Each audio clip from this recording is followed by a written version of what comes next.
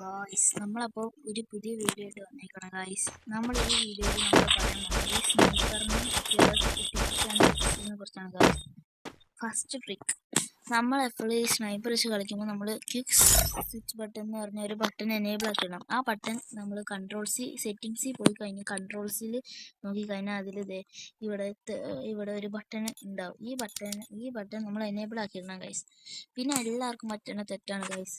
നമ്മൾ സെൻസിറ്റിവിറ്റി എല്ലാവരും ഓരോരുത്തരും പറയും, എല്ലാവരും പറയും 200 സ്നൈപ്പറിൻ്റെ സെൻസിറ്റിവിറ്റി 100 ഇടുക, അങ്ങനെയൊക്കെ ഇട്ട് കളിക്കാൻ പറ്റുമെന്നൊക്കെ പറയും. പക്ഷെ നിങ്ങൾ അത്ര ഒന്നും ഇടരുത് ഗൈസ്, അത് ഭയങ്കര ഇതായി പോകും. ഇപ്പോൾ കാണിച്ചു തരാം ഗൈസ്.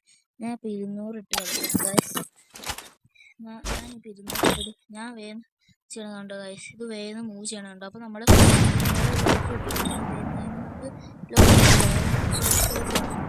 പക്ഷേ ഈ സമയത്ത് ഞാൻ പറയാം, ഒരു റഷർ പ്ലെയറൊക്കെ ആണെങ്കിൽ സ്നൈപ്പർ റഷ് ചെയ്ത് കളിക്കുന്നവരൊക്കെ ആണെങ്കിൽ 50 to 70 നിങ്ങൾ ഇടുക.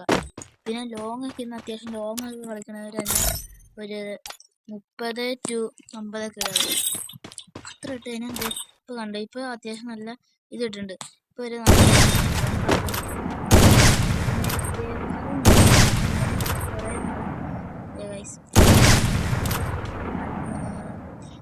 അടിക്കും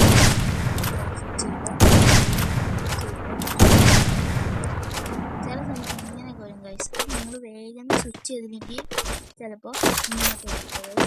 അതുകൊണ്ട് നമ്മൾ എപ്പോഴും വേഗം സ്വിച്ച് ചെയ്യാൻ നോക്കണം ഗൈസ്.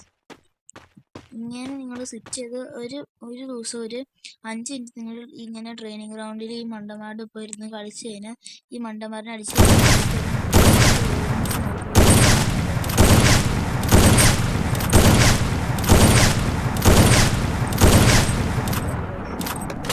കുറച്ച് നിങ്ങൾ ഈ മൂവ്മെന്റ് ഉള്ളവരെ അടിച്ചടിച്ച്